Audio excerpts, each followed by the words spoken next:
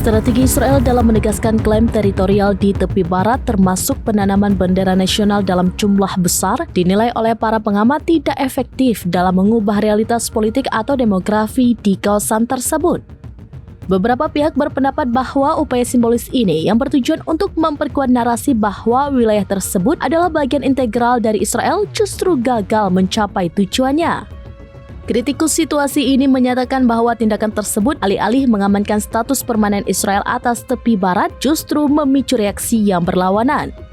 Mereka menyebutkan bahwa keberadaan Palestina sebagai entitas nasional tidak akan lekang dan akan terus menjadi faktor penentu. Sebaliknya, mereka memprediksi bahwa masa depan klaim Israel atas wilayah tersebut tidak akan bertahan lama. Analisis ini menyoroti bahwa intensifikasi konflik simbolik ini tidak dapat menggantikan solusi politik yang komprehensif. Intinya, perdebatan berpusat pada perbedaan antara penguasaan fisik dan legitimasi internasional. Banyak pengamat menekankan bahwa penancapan bendera hanyalah simbol dan solusi damai yang adil akan menjadi penentu abadi bagi masa depan kedua bangsa.